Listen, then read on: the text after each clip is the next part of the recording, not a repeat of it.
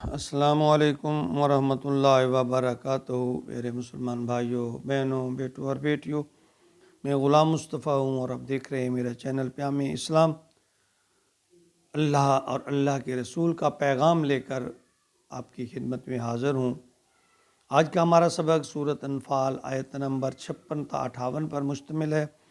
اعوذ باللہ من الشیطان الرجیم، بسم اللہ الرحمن الرحیم۔ الذین عاہدت منہم ثم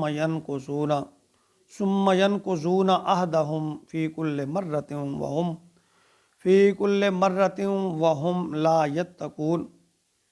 فإما تثقفنہم فی الحرب فشرد بہم من خلفہم لعلہم یذکرون وإما تخافن من قوم خیانۃ فانبذ الیہم علی سواء ان اللہ یحب الخائنین۔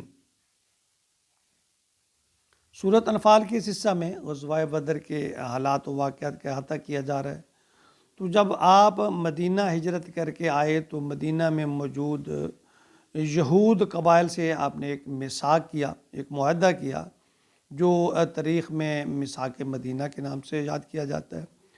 اس میں جو اہم نقطہ تھا کہ کوئی لوگ، اگر کوئی باہر سے کوئی لوگ یعنی مدینہ پر حملہ آور ہوں گے تو سب مل کر مدینہ کا دفاع کریں گے۔ لیکن جب غزوہ بدر کے حالات پیدا ہوئے تو مدینہ کے یہودیوں نے خفیہ طور پر کفار کی مدد کی، ان کی سہولت کاری کی۔ تو اس عہد شکنی کے بارے اللہ اپنے محبوب کی رہنمائی فرما رہے ہیں۔ الذین عاہدت منہم، وہ لوگ جنہوں نے آپ سے معاہدہ کیا تھا، ثم ینقضون، پھر اس کو توڑ دیا، عہدہم، اس عہد کو، اس جو وعدہ کیا تھا، یعنی یہ اللہ فرماتے ہیں یہ ہر معاہدے کو توڑ دیتے ہیں، فی کل مرۃ، ہر معاہدے کو توڑ دیتے ہیں، وہم لا یتقون، اور یہ ڈرتے نہیں۔ یعنی نبی اکرم صلی اللہ علیہ وسلم کو اللہ تعالیٰ فرما رہے ہیں کہ یہ جو لوگ ہیں، منافقین ہیں یا مشرکین ہیں یا یہودی ہیں، یہ اپنے عہد کو توڑتے آئے ہیں۔ دیکھیں، مورخین میثاق مدینہ کو آپ صلی اللہ علیہ وسلم کی مدبرانہ بصیرت اور معاملہ فہمی کی ایک عظیم مثال قرار دیتے ہیں۔ اس آیت میں انہیں یہ احساس دلایا جا رہا ہے کہ تم نے عہد جو کیا تھا، یعنی یہ بات بتلائی جا رہی ہے اللہ تعالیٰ کی طرف سے، یہ لوگ یعنی بار بار سابقہ دور میں بھی اپنے عہد کو توڑتے رہے اور اب یہ پھر اپنے عہدوں کو توڑ رہے ہیں۔ تو اسی بارے میں اللہ تعالیٰ فرمایا فَإِمَّا تَثْقَفَنَّهُمْ فِي الْحَرْبِ، تو اگر آپ انہیں جنگ میں پائیں، ان کے بارے میں اللہ نے اب حکم فرمایا ہے، فی الحرب فشرد بہم،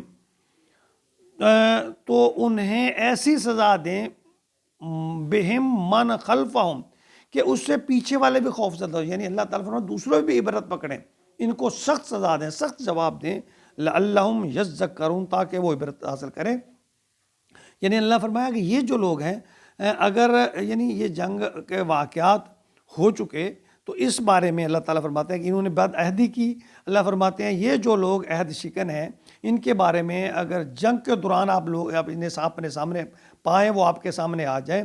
تو ان کی خوب خبر لیں، انہیں نشان عبرت بنائیں کہ دوسرے لوگ بھی دیکھ کر ان سے عبرت پکڑیں۔ فرمایا وَإِمَّا تَخَافَنَّ مِن قَوْمٍ، اور اگر آپ کو اندیشہ ہو جائے، من قوم خیانتاً، کسی قوم کی طرف سے بد عہدی کا، فَانبِذْ إِلَيْهِمْ عَلَى سَوَاءٍ، تو پھینک دیں عہد جو ہم نے کیا تھا ان کی طرف کھلم کھلا، یعنی آپ انہیں کھلم کھلا وہ بات جو ہے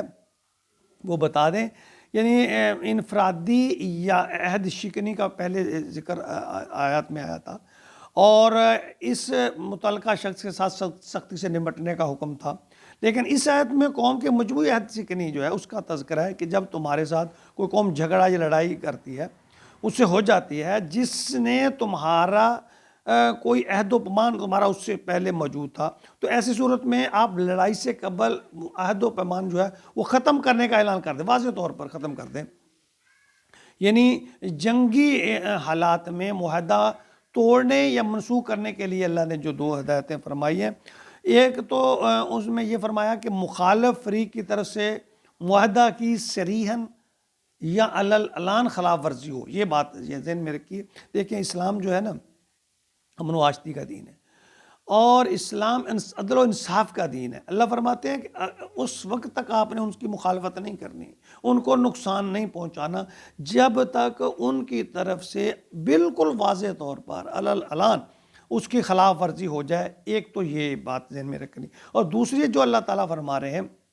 جنگ سے پہلے اس فریق کو آپ کو پتہ چل گیا کہ اب یہ فریق اپنا معاہدے سے پھر رہا ہے، اپنے معاہدے کو توڑ رہا ہے، تو جنگ سے پہلے اپنی طرف سے اس معاہدے کی منسوخی کا واضح طور پر اعلان کر دیں تاکہ کوئی ابہام باقی نہ رہے، یعنی اس میں خیانت یا بددیانتی کا جو عنصر ہے وہ باقی نہ رہے۔ یہ وہ لوگ نہ سمجھیں کہ انہیں یہ کہنے کا موقع نہ ملے کہ ہمیں دھوکہ دیا گیا ہے۔ فرمایا ان اللہ لا یحب الخائنین، اللہ تعالیٰ خیانت کرنے والوں کو پسند نہیں کرتے۔ دیکھیے دین اسلام کس قدر شفاف اور بے ضرر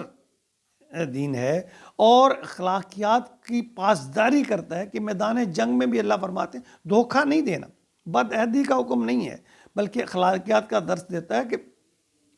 اور یہاں فرمایا کہ بد عہد اور خائن لوگوں کے ساتھ سختی سے تم نمٹو۔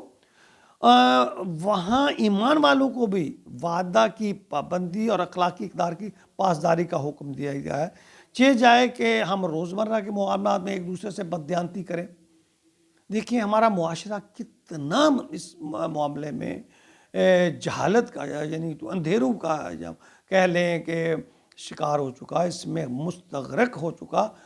کہ ہر آدمی دوسرے کو دھوکہ دینے کے در پہ ہے۔ کسی کے پاس چلے جاؤ، چلو 100% نہ صحیح، بہت سارے لوگ ایسے ہیں،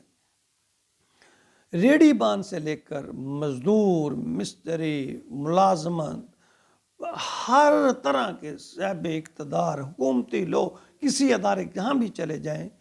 یعنی ہر آدمی دوسرے کو دھوکہ دینے کے در پہ ہے۔ دنیاوی لالچ میں، دنیاوی فائدے میں ہم دوسرے کے حقوق کو روند رہے ہیں، پامال کر رہے ہیں، نقصان کر رہے ہیں، کوئی پرواہ نہیں ہے۔ یہ ہماری بدبختی ہے کہ ہم